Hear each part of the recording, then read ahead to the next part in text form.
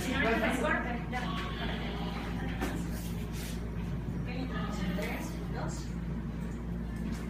Buenas tardes, queridos amigos. En esta ocasión, en Inferno, el laberinto de la política y de los negocios, nos encontramos aquí con mi amigo Humberto Alonso Morelli. Oye, qué gustazo que nos visites aquí para nuestros televidentes, para nuestros radioescuchas, para las personas que nos siguen a través de las redes de Cambio Digital, que nos hace el inmenso favor, Inferno, de prestarnos su plataforma Cambio Digital, pues, última tecnología en radio y TV por internet. El tema que hoy vamos a tocar, amigos, pues todos sabemos, ¿no? Los dineros, Masare, dicen los árabes, ¿no? Los dineros.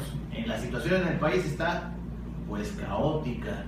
Las reformas del presidente Peña Nieto, pues, en lugar de traer ese crecimiento que hablaba hasta del 4 punto y tantos al concluir las reformas, pues ha traído un decrecimiento. No contaban con el tema del petróleo, pero si a esta situación tan caótica que priva en el país le agregamos el tema de los gobernadores, por supuesto de todos los partidos, ¿no? Que se sirven, pues, con la cuchara más grande, ¿no? Como señores sátrapas, como señores feudales de la antigüedad, ¿no? Pues entonces el mexicano, pues, está en estado de indefensión, ¿no?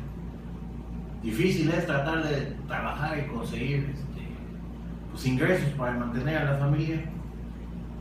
Para agregarle a todo ello, pues, gobiernos corruptos y servidores públicos que llegan a servirse, ¿no? Humberto, tú te conocí en temas políticos hace muchos años. Yo he visto que te has especializado en el tema económico, ¿no? Y tienes un estudio, estamos platicando fuera de cámara, muy pormenorizado. Tú fuiste el diputado federal, yo lo presumo aquí en público, que más recursos económicos bajó en todo Veracruz, ¿no? Pero dinero de adeveritas, no dinero de ese que se queda en el camino, ¿no? Bueno, gracias por la porra, fui el diputado que más recursos bajó de los 500 diputados. Ah, pues mira, pues entonces, albricias, ¿no? Del país. Oye, Humberto, has analizado a fondo para tocar un tema en particular. ¿Me podrías decir el presupuesto que tiene un estado como Veracruz y que, de ser bien y muy bueno utilizado, para qué podría servir? Andaba la última vez que leímos ahí pues, muchos miles de millones de pesos. ¿Cómo es posible que ahora no tenemos? Y vemos ancianitos pues, que hacen unas colas inhumanas y crueles, y vemos niños que mueren, ¿no? Por no tener medicamentos, y vemos propia gente que trabaja de gobierno del estado que devenga su sueldo, pero pues no llega porque no hay. ¿Por qué? ¿Cómo es posible que tanto dinero no alcance? Claro, mira, bueno, has tocado varios temas. Si quieres empezamos de lo nacional a lo local. Como tú. Hablabas, por ejemplo, de las reformas, el crecimiento económico, el petróleo como un factor fundamental en el tema económico del país. Y te puedo decir que es un poquito mito el tema, ¿no? Pero luego hablaste de la corrupción, el tema de los gobernadores, que va muy de la mano con lo que estás comentando, que es un presupuesto como el Estado de Veracruz, que es un presupuesto el segundo más grande del país, y que no alcanza, ¿no? No alcanza para nada. Ahorita vamos a saber pues algunas verdades de lo que ocurre. Porque es que no alcanza, ¿no? Porque es que no alcanza, y obviamente en todo esto está la mano negra metida en el cajón del dinero. La mano impía, decía mi abuela. Así es. Poco pura. Poco pura. Pero bueno, te diría, si te parece, seguimos ese orden, y si no... Adelante, Humberto, adelante, por favor. Bueno, las reformas. El tema de las reformas, había la necesidad de modificar y de modernizar las leyes del país. ¿Estás de acuerdo en que había necesidad de la reforma? Había necesidad de las reformas.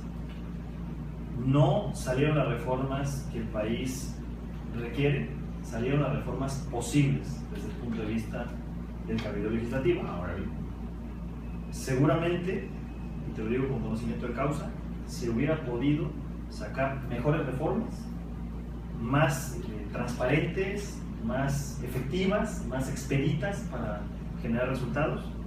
Pero en términos generales las reformas fueron un avance. ¿Dónde se atoró el tema de las reformas? En el Ejecutivo. Digamos que el marco legal estaba armado, las reformas se aprobaron, unas bien y unas mal. Te puedo decir que la reforma petrolera quedó corta, tuvo que hacer, desde mi punto de vista, La reforma educativa está controvertida. la reforma educativa no se consensó con los sectores educativos, que es un gravísimo error. La reforma hacendaria se consensó con las cámaras porque un servidor fue el que dijo: no puede ser que salga un dictamen de la Comisión de Hacienda si no están aquí los sectores productivos reunidos para preguntarles qué opinan. Tú eres expresidente de Coparmex y recordarás, nos conocemos de ahí también, que la gente, los empresarios a nivel nacional se dolieron mucho de que con esta reforma se apretaba más a los que siempre pagan, ¿no? Sí, creo que el país, concretamente el Ejecutivo Federal, va en contrasentido de las políticas tributarias de países más desarrollados. Es decir, en lugar de hacer más fácil el pago de impuestos, de cobrar menos para que la gente pague con gusto, de exigirle más a los funcionarios públicos y a los políticos que rindan más cuentas, digamos que poner el piso parejo entre ciudadanos y políticos. En México vamos al revés. En México complicamos la cuestión tributaria, complicamos, se requiere un experto para presentar una declaración anual, se requiere un experto para prácticamente hacer cualquier movimiento fiscal, y eso no es posible. Eso impide o desanima a los contribuyentes o a los nuevos contribuyentes a que estén en la formalidad, y muchos se refugian en la informalidad. Los compañeros han tenido que irse a las calles, ¿verdad? ¿Qué pasa con el crecimiento económico? Yo te diría que, bueno, para concluir el tema de las reformas pudieran ser un trampolín para el desarrollo económico. Sin embargo, el Ejecutivo Federal, es decir, el presidente Enrique Peña Nieto y su gabinete, no ha tenido la capacidad de poder convertir esas reformas en resultados. Operarlas en tierra, digamos. Operarlas en tierra. ¿Por qué? Porque no han cuidado algo fundamental, que es el consumo interno, el mercado interno. Si no tienes una política fiscal de fomento al consumo interno, no hay consumo interno, entonces dependes de los factores externos. Y nos estamos poniendo, digamos, en charola de plata para cualquier problema a nivel mundial. Viene el tema de Inglaterra. Así es. ¿Y qué pasa? Bueno, se sale de la comunidad económica y aquí, bueno, el dólar se va a 19 y ya tenemos un problema, un hueco cambiario, y eso es una característica de una economía débil. Tenemos por ahí Holanda también anda, varios países europeos andan con esa inquietud, ¿no? Independientemente de la globalización que se ha tomado como pretexto, México tiene que tener una economía fuerte. Si tiene una economía fuerte, pues lo que pasa en el mundo daña menos. Si tiene una economía débil, con cualquier catarrito, aquí nos da una pulmonía, que es lo que ha ocurrido, o el común denominador en esta administración de Enrique Peña Nieto. Te hablo del mito del petróleo, ¿no?, que es otro tema que tú tocabas. Efectivamente, el precio del petróleo a nivel internacional ha disminuido. El presupuesto se tasó con un barril sobre 50, casi $, Claro, ¿no?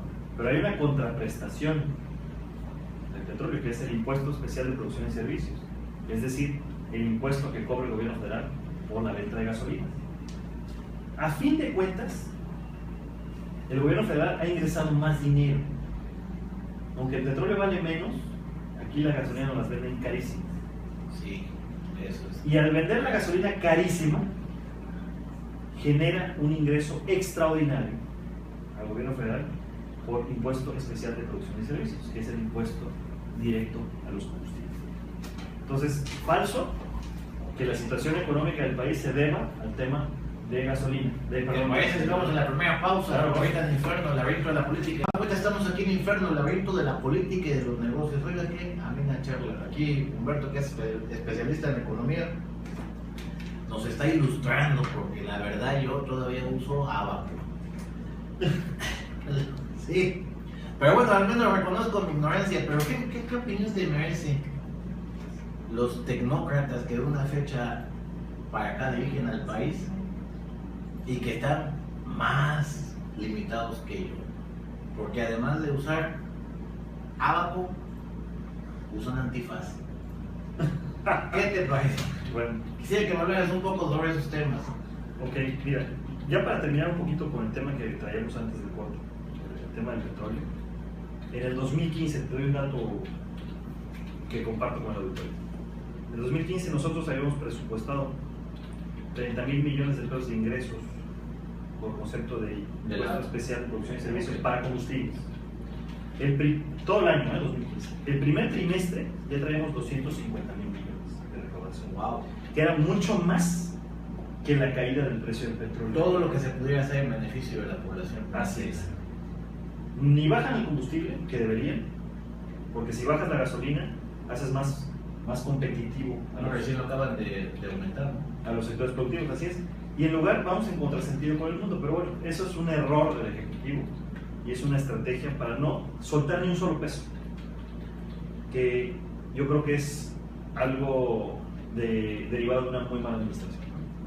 Y lo que tú comentabas, ¿no? Bueno, ¿qué pasa con los gobernadores? ¿Qué pasa con los que dirigen el país? Que traen antifaz, le meten la mano al cajón. Tenemos un ejemplo muy claro, el estado de Veracruz. Y casa con lo que habías preguntado o consultado al principio. ¿Cuál es el presupuesto de Veracruz en un año? O sea, Para el ¿qué nos 2016 Ok. fue alrededor de 98,500 millones de pesos. Traducido en escuelas, hospitales, medicina, sueldos, deberían de alcanzar, ¿no? De los cuales infraestructura o inversión en infraestructura solamente 3,500 millones. Todo lo demás se va a gasto de operación y gasto corriente. O sea, podríamos decir al aire que no hay una gran obra durante 6 años.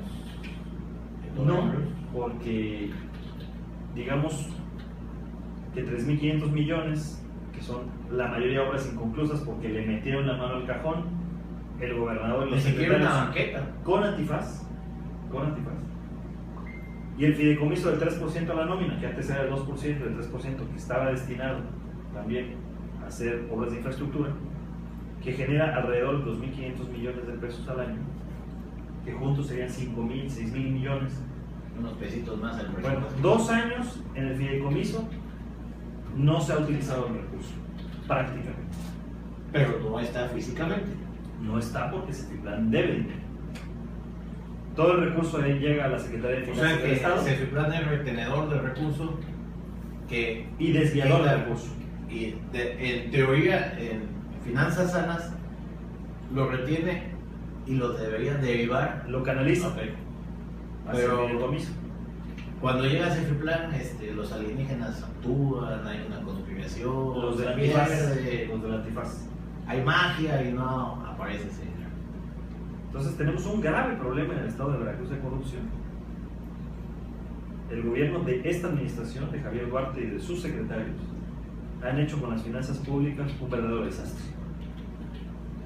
Y hay observaciones por la Auditoría Superior de la Federación, hay desvíos por más de 50,000 millones de pesos. La deuda del estado de Veracruz todavía no se sabe con certeza a cuánto asciende. Tenemos información de la deuda contratada con bancos, pero también hay sofomes, hay proveedores, hay otro tipo de obligaciones que no tenemos claro. Se estima que son más de 130,000 millones de pesos. Hace un par de semanas me fue a ver un buen amigo de Córdoba que guardo el nombre para Con sigilo el nombre, ¿no? para no meterlo en problemas, ¿no? Y que a él en su negocio le debían 14 millones de pesos. Y llevó a otro amigo al que le debían 28 millones de pesos. Nada más estoy hablando de estos dos cuates que obviamente guardo el nombre por cuestión de no perjudicarlo, ¿no? Cuando yo estaba de diputado federal,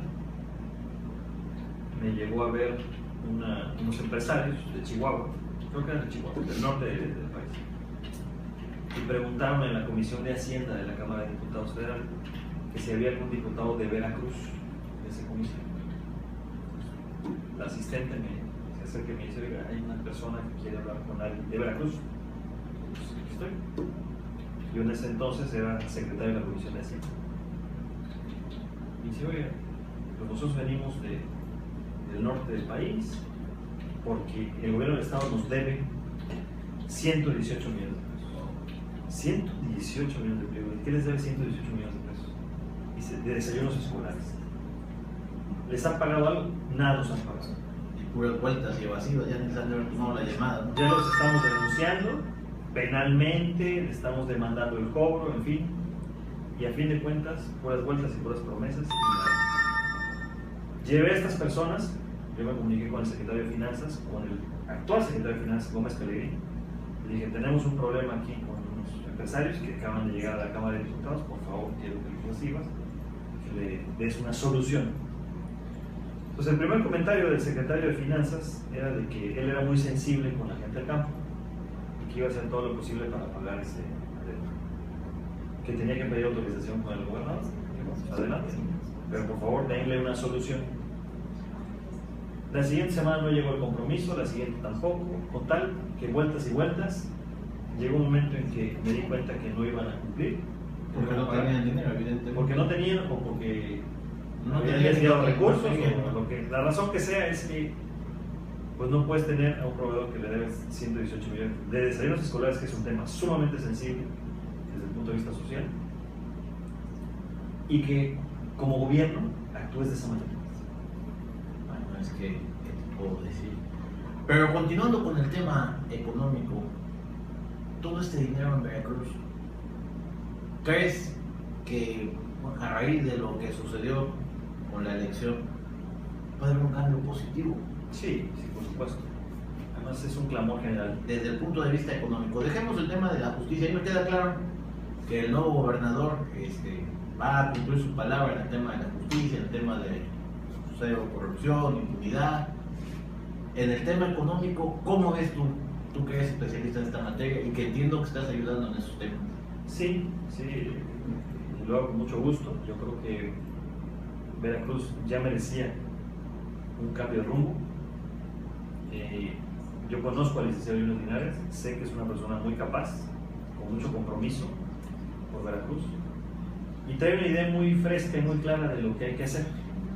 Hay que dejar ser a los empresarios. Sin embargo, va a estar difícil incluso para el licenciado Yunes Linares juntar a todos los empresarios, y les han vendido tantas promesas en Veracruz que ya Veracruz, sobre todo para los empresarios que no son de aquí, eso es a lo que yo me refiero en este tema, ¿no? A mí me queda clarísimo la experiencia del licenciado Yunes, pero es una labor no grata la que él tiene en tocar puertas y con personas como tú que están ayudando en este tema, y pues decirle a otros empresarios en el resto del país que se puede volver a confiar en Veracruz. No es muy grato, ¿no? Llegar a tocar puertas, etcétera. Veracruz pues quedó blasfemado, quedó estigmatizado después de todas estas situaciones, ¿no? Fíjate que yo he visto cómo trabaja el licenciado Yunes. Me sorprende mucho la capacidad de trabajo que tiene, porque todavía no es oficialmente gobernador de instituciones. Le falta la toma de protesta, le falta el proceso de transición. Y ya anda chambeando. Y ya está trabajando sin parar, y ya se ha reunido con empresarios. Y además se lee en los medios de comunicación, se escucha y se ve. Se ha reunido con empresarios, se ha reunido con sindicatos, se ha reunido con universidades, se ha reunido con estudiantes, se ha reunido con actores políticos. Sí debe de ser pues, un tanto incómodo, ¿no? Llegar con un empresario al que se le debe y decirle, oye, vamos a empezar, voy a ver cómo te voy a echar la mano para tu pago, necesito que sigas invirtiendo, que sigas confiando en Veracruz, que sigas generando empleo. Porque al final Veracruz no se va a salvar solo con los veracruzanos, necesitamos del dinero de todo el país. De las inversiones, claro. Exactamente, que vengan inversiones de todo el país. Pero yo te voy a relatar una historia muy rápida. Hace mucho tiempo, por el negocio que yo tengo ahí con el corporativo, etcétera, me tocó ver, te vas a reír, un secretario de Desarrollo Económico de Veracruz inaugurando una tienda, una pequeña tienda, un pequeño comercio, una plaza comercial, no de mérito, ni menoscabo, pero me dio profunda tristeza que el secretario de Desarrollo Económico de Veracruz estuviera en una plaza pequeña inaugurando un negocio.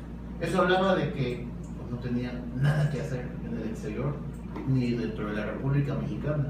Para mí, y con mucho respeto lo digo, un secretario de Desarrollo Económico debe estar buscando sinergias económicas, inversiones, no estoy inaugurando tienditas, ¿no? ¿Sabes qué es lo que pasa? hay muchos empresarios que están interesados en Veracruz por su localización geográfica, porque tiene puerto, porque tiene ferrocarriles, porque tiene carreteras, porque geográficamente es estratégico, porque está cerca de Estados Unidos, en fin. Pero llegaban muchos empresarios interesados y les pedían lana. Un moche por adelantado. Y eso desanimaba las inversiones. Entonces, desafortunadamente eso ha ocurrido. Vamos a ir a nuestra siguiente pausa aquí en Inferno, laberinto de la política y de los negocios. Aquí Humberto está dando una clase de economía y volvemos en unos minutos, por favor. Estamos en Inferno, el laberinto de la política y los negocios, aquí con nuestro amigo Humberto Alonso Morelli. Humberto, te decía yo antes del corte, sabemos de buena fuente las gargantas profundas de los espías que tienen bien monitoreado. Está trabajando arduamente en el tema económico para el gobierno que viene. Dime bueno, una cosa. Yo lo que estoy haciendo es dando mi opinión, ¿no? Mi abuela también daba la opinión en la casa y decía a mi mamá que se terminaba haciendo lo que ella decía, pero bueno, entonces es muy... demuestra su humildad diciendo, dando mi opinión. Pero, volviendo al tema, dirigir un estado como Veracruz desde el punto de vista económico, con este recurso, con este faltante que hay, con grandes planes, por supuesto, ¿crees que sea sencillo? No es sencillo, pero no es imposible. Mira, vamos a hablar un poquito de los faltantes. Algunos hablan de una deuda hasta de 120,000, 130,000 millones de pesos, ¿no? Yo estimo que son 130,000 millones, que es muchísimo dinero, y se agrava por la situación siguiente. El Estado recibe aportaciones y participaciones federales. Las aportaciones federales, que se llaman AF, están dirigidos a un fin específico, es decir, se construye un hospital, se construye una carretera, se construye un puente, etc. Y las participaciones federales son para solventar gasto corriente y proyectos, programas sociales, programas de salud, etc. Esto está en la ley, tal cual. Tal cual. Lo más fuerte son participaciones federales, que es básicamente o casi todo el presupuesto. El basamento económico del presupuesto. Hay afectación, y me refiero a la afectación porque están comprometidas las participaciones federales y algunas aportaciones federales por el 80% de los ingresos del Estado, con bancos e instituciones financieras. Pero no debería estar prohibido eso por la ley. De hecho, en teoría, que un gobernador, un presidente de la república o alcalde no pudiera generar un crédito más allá de su administración. No es una cuestión de lógica. Sí. Tú eres empresario y eres un empresario muy prestigiado. Y yo no creo que a un gerente tuyo le digas, compromete mis ventas por 100 años, ¿no? O algo así, ¿no? Ahorita estamos en ese tema, pero lo que quiero es dejar claro la situación tan grave del Estado. O sea, de cada 100 pesos que ingresan, 80 te los 80 están comprometidos en garantía. Es decir, que ya no tenemos capacidad crediticia. Ya no podemos pedir más dinero. Con tu tarjeta hasta el tope. Entonces, eso es una realidad que pone en una situación crítica al Estado. Ahora te digo cómo se resuelve. Se tiene que hacer una reestructuración. Es decir, lo que se debe, hay que renegociarlo con todas las instituciones financieras y hacerlo viable para bajar este 80%, bajarlo a un 50%. Si nosotros logramos hacer Que de eso, todos modos es alto, ¿no? pero por lo menos tienes 30%, Claro, por supuesto, libre, ¿no? para poder utilizar créditos a corto plazo, para poder ir saneando las finanzas, para que el gobierno del Estado pueda tener programas de infraestructura, inversión en infraestructura.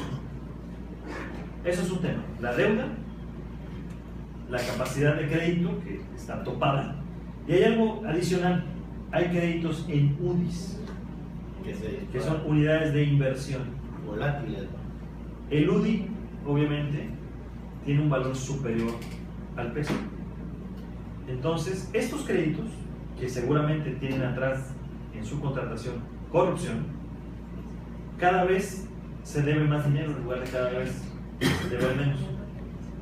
El crédito se divide en dos partes.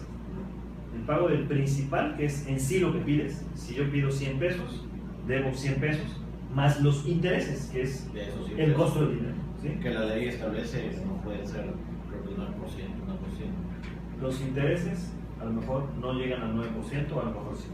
En este caso no. Estamos hablando de 5 o 6%, pero ya no debo 100 pesos, ya debo 110. Y termina el ejercicio y debo 120. Porque las UDIs son más caras que los pesos. Sí, claro, me queda claro. Entonces a lo mejor la tasa de interés es baja, pero el crédito va subiendo el monto, entonces es impagable. Estuvieron de moda hace muchos años cuando mucha gente cambió sus créditos, muchos inmobiliarios, hipotecarios, etcétera, por UDIs. Sí. Pero una realidad diferente, ¿no? No, perdieron hasta la casa en aquella época muchos Sí. empresarios. El UDI, que desde mi punto de vista es un instrumento que no funciona, funcionó en un corto plazo para frenar las tasas de interés. Es decir, era una unidad de referencia distinta a la moneda. Es decir, el UDI se va revaluando con respecto a la inflación y la tasa de interés te la congela. Ese era su sentido original. Hoy en día, en estos últimos años, no tiene ningún sentido contratar un crédito en UDIs a menos que haya corrupción. Y yo te puedo decir, conociendo el gobierno de Javier Duarte y lo que ha ocurrido, todo el sistema de créditos generados con el gobierno tienen la mancha del antifaz de la corrupción. Seguramente. ¿Qué pasa? Pues eso también hay que cambiar estos créditos de UDIs a pesos, que sea parte de la reestructuración financiera, y entonces el Estado tendrá un horizonte diferente. Pero yo te voy a dar una noticia buena, en donde Veracruz descolla. Fíjate, en la lista Forbes de México hay muchos veracruzanos que ahora son multimillonarios. Qué buena noticia, ¿no? ¿Sabes cuál es la mala? Que eran funcionarios públicos. ¿Qué opinas de eso? Pues es muy lamentable, muy lamentable. No conozco la lista de Forbes, pero sí conozco las últimas noticias. Y te puedo decir. La buena noticia es que muchos veracruzanos salieron de pobres. La mala es que eran los que administraban el dinero. Hay una terrible situación en el estado de Veracruz: la pobreza. Mientras algunos funcionarios del Estado, públicos, crecen sus fortunas de manera descomunal, Veracruz tiene más del 55% de la población en pobreza casi alimentaria. Es decir, que casi les cuesta hacer sus tres comidas. Y el 51% le cuesta hacer sus 3 comidas. O sea, le cuesta mucho trabajo. Criminales así. Es criminal, es inmoral, es inhumano y es una verdadera aberración de la función pública que un servidor público aproveche los cargos de esa manera para enriquecerse y empobrecer a toda la población. No se vale. Por eso yo sí estoy de acuerdo con lo que dice el gobernador electo, de que los delincuentes tienen que ser castigados y devolver lo que se robaron. Yo creo que porque al Estado le hace falta el dinero. En eso estribaría un verdadero sentido de justicia literal, como dijeron ahora sí mis maestros en la facultad. Casi ¿no? Divina. De nada nos sirve echar al bote a un cuate si no devuelve lo que se robó, porque al final no es el objetivo echar al bote, el objetivo es que devuelva, porque eso le va a doler más. Que las dos cosas, yo creo que. No, claro. Yo me refiero que tú sabes que muchas veces pues dicen, pues pago con bote, no hay unos buenos abogados y padrinos políticos, y por eso habría que aplicar mucho el tema, y yo coincido con eso, con el gobernador electo, de que el chiste de la verdadera justicia, si es que hay el ánimo en la federación de esto, es que devuelvan lo que se robaron, que a la luz pública, vaya, está. Yo creo que son los dos objetivos, y yo creo que la población lo quiere y lo está pidiendo: es justicia y la devolución de lo que se roba. Claro, por supuesto. ¿Por qué tenemos los veracruzanos que pagarle a los funcionarios públicos de Duarte esos desvíos de recursos? ¿Por qué? No hay ninguna razón. No tenemos por qué ser dañados en nuestra economía, en nuestra pobreza, en nuestra seguridad, en nuestra legítima seguridad física y patrimonial, porque el Estado está quebrado. Porque lo quebraron unos delincuentes. Y aquí vuelvo al tema del SAS. Hoy estuve en una estación de radio y me preguntaban, ¿qué pasa con el SAS? ¿Qué pasó con el SAS? Pues que se robaron el dinero. O sea, muchas cosas, ¿no? Se robaron el dinero. Yolanda Gutiérrez Carlín, Pepín Ruiz, que fueron los dos últimos administradores del SAS, dejaron una situación del SAS de quebranto. Metieron aviadores, basificaron personal de más para poner operadores políticos. No, ya querían hacer eso en el gobierno del Estado, ¿no? A favor del PRI. No, y lo quieren hacer. Todavía Se bajó. resisten de... Se bajó. Y aquí un encabezado dice, se cae basificación de 24,000 burócratas. Se cae en esa sesión. Falta... Siguen presionando para volverla a meter. Oye, Humberto, estamos pronto para irnos a nuestra última pausa. Yo quisiera que nos dieras un poco de esperanza en este último segmento. Estamos condenados a que cuando llegue un pillo al servicio público, pues tener que sufrir esta situación. ¿O hay leyes? ¿O qué podemos hacer como ciudadanos? Me queda claro el tema del cambio, eso es incontrovertible. Pero no siempre va a haber un cambio que nos salve, porque al final, a veces, pues si tenemos que escoger entre alguien que represente un cambio y alguien que no lo sea, pues la democracia es así, puede ser que luego se escoja, pero no lo sea, ¿no? En esta ocasión, dijera mi abuela que era de rancho, dejando los pelos en las cercas de salvar a los veracruzanos, hay un cambio, pero no podemos estar al arbitrio del político del momento. Antes de ir a pausa, yo quisiera que nos dijeras para el próximo segmento ¿qué podemos hacer como ciudadanos para evitar esta situación cíclica, ¿no? Ahorita nos salvó alguien, pero pues ese alguien tampoco se puede perpetuar en el poder ni va a vivir eternamente. Tenemos que hacer algo nosotros como ciudadanos para evitar esta situación, ¿no? Yo creo que la gente respondió y la gente propició un cambio. Pero ¿Ya tenemos corte o podemos hablar? Vamos al último corte y regresamos a Inferno, el laberinto de la política y los negocios con Humberto Alonso Morel. Claro. Fuera de cámaras, amigos, caramba, pues un mensaje de paz que nos deje, un mensaje de esperanza. Humberto, ¿qué podemos hacer nosotros, los que te escuchamos, los que te vemos, los que te vamos a leer ahorita, estamos leyendo en las redes? ¿Qué podemos hacer para evitar que esto suceda cíclicamente? Que vengan pillos, que vengan ampones y nos sustraigan los recursos, ¿no? Yo te decía, en Veracruz, otras administraciones que continúen como iban estas dos últimas, y bueno, viviremos todos en la calle, andaremos todos encuerados porque se van a robar todos seguramente. Yo creo que hay muchas señales en la población y te voy a poner un ejemplo. Cuando Miguel Alemán era gobernador, yo dije, qué mal gobernador, difícilmente va a haber uno peor. Y luego conocí a Fidel Herrera y dije, bueno, esto es el colmo, ¿no? Peor que Fidel Herrera no creo que exista, ¿no? Y luego llegó Duarte. Ese fue el peor de todos. Entonces, la capacidad que tengo de asombrarme es ya infinita. Cuando pienso que toqué fondo me sorprendo porque aún no más, ¿no? Aún no más. Entonces, si ya veíamos venir el tema con Miguel Alemán y llega Fidel Herrera y nos deja coloquialmente empinados, y luego llega Duarte y nos deja fulminados, ¿qué pasa? La sociedad tiene que tener una madurez para analizar quiénes son los gobernantes, y yo creo que tenemos que quitar la idea de la cabeza del tlatoani, del magnate y del omnipotente el gobernante es un servidor público, es una persona que le pagamos. Que en teoría se debe a los ciudadanos, ¿no? Le pagamos para que trabaje para administrar los recursos del Estado. Literalmente. Bueno, esa es la realidad. No, me queda claro, no. Digo, pero en teoría, pero sin embargo, parecía al revés, ¿no? Nos hacen un gran favor. Porque así no las venden.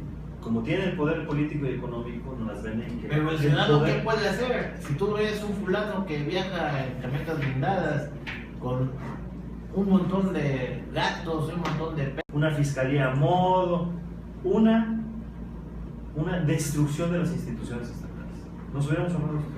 Entonces, ¿qué pasa? Reaccionamos tarde como sociedad. Reaccionamos 12 años después, pero por fin llegó la luz al Estado. Viene la alternancia, viene el cambio, viene una manera diferente de hacer política, viene una manera diferente de administrar los recursos públicos. La disposición de servir. Y no de viene servirse. un cambio en materia de política económica, en materia de seguridad social, en materia de seguridad física y patrimonial. Viene un cambio. Te voy a decir algo, es inaudito, lo que me duele supremamente es Pero ancianos que no tienen subvención. claro. Entonces, ¿qué puede hacer el ciudadano? Votar. Esa es el arma más poderosa del ciudadano. Participar en las elecciones y elegir a la mejor o al mejor candidato para ocupar ese cargo. Calificar a las autoridades por medio de eso. Y fijarse en las Pero propuestas, ¿no? ¿Qué pasa si hubiera ganado otro candidato en lugar de Peña Nieto? Pues nos hubiéramos ahorrado también muchos dolores de cabeza. El gobierno federal también está mal. No, el gobierno federal. ¿Viste las últimas encuestas de aceptación de la 7% de aceptación. Mal. Muy mal. Terriblemente mal. Y ahorita con la parálisis que hay, el tema de la reforma educativa, igual. Y nos tenemos que chutar hasta el 2019. Necesitaríamos 4 horas para hablar del tema No, del gobierno 4 federal. programas de 5 horas cada uno, pero bueno. Oye, Humberto, ya para casi concluir. Oye, Humberto, yo quiero que sepas algo. Sin duda, eres un tipo que me ha sorprendido. Has crecido una enormidad. Fuiste presidente con Parmex. La verdad, tu gestión fue muy afortunada. Después fuiste diputado. Tú lo acabas de decir. Nosotros lo hemos constatado. Un diputado de resultados. No diputado tocapuertas que pareciera misionero, pareciera evangelizador, ¿no? La gente no quiere que le vayas a tocar la puerta para saludar, la gente lo que quiere es que le gestionen, ¿no? Apoyo, recursos, etcétera, a través de, pues en este caso, tu distrito. Y bueno, ahorita sé que estás en el tema económico, en este gobierno que viene. Oye, pero hay mucho futuro para ti. Yo creo, en el mundo de los negocios, sé que eres exitoso. La verdad es que tú eres un amigo de Inferno, amigo personal de tu servidor. Muchas gracias. Yo te respeto, te admiro, te agradezco que hayas tomado unos minutos de tu agenda. Y para mí hay Humberto Alonso Morel Barranco. Pues mira, no sé qué. No tengo una. Estás metido ahorita de lleno en el tema empresarial, entiendo, ¿no? Sí, estoy metido en el tema empresarial, estoy haciendo algunos análisis económicos, estoy trabajando información, que creo que es importante para la toma de decisiones. Yo estuve en Coparmex, fui vicepresidente, luego presidente, luego fui diputado federal. Como diputado federal, fíjate que yo tomé una decisión que siento yo que fue buena y que dejó algo positivo a mi distrito. Dije, yo no quería participar ni en las medallas conmemorativas, o sea, no me gustaba subir a tribuna por subir. Las veces que yo subí a tribuna fue para pelear temas presupuestales, temas fiscales que desde mi perspectiva dañaban a la población, de hacer reclamos enérgicos. Yo te reclamé a Videgaray de una manera muy enérgica y afortunadamente después de ese reclamo cayeron los recursos a Boca del Río, que los tenían atorados con una lana para obra pública. ¿Qué pasa? Pues la federación le mandaba el recurso a la Secretaría de Finanzas del Gobierno del Estado y se quedaban con la lana. Entonces no llegaba el dinero a Boca del Río para hacer las obras. Se lo regateaban, Entonces ahí puse, digamos que, mano dura en la tribuna y salieron. Yo participé en el presupuesto, un diplomado en finanzas corporativas, y las Pero, finanzas al privadas final- públicas son distintas, ¿no? Al final te voy a poner en blanco y negro.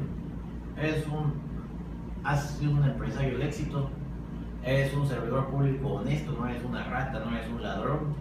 Y yo creo que eso en el sector público como en el sector privado, es un tema notable y para mencionarse, ¿no? Yo te agradezco mucho. Yo te agradezco que me agradezcas, pero yo te agradezco que tú hayas estado aquí. Nos agradecemos al público. Pues vamos a despedir Inferno, el laberinto de la política y de los negocios. Recuerden, amigos, que la repetición de este programa es los sábados a las 10 de la mañana.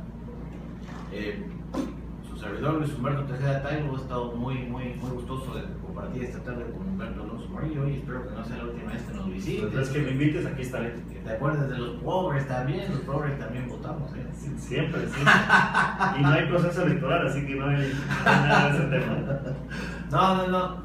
Nos vemos la próxima semana en Inferno, el laberinto de la política y de los negocios. Mientras tanto, tenga usted la mejor de las experiencias de su vida.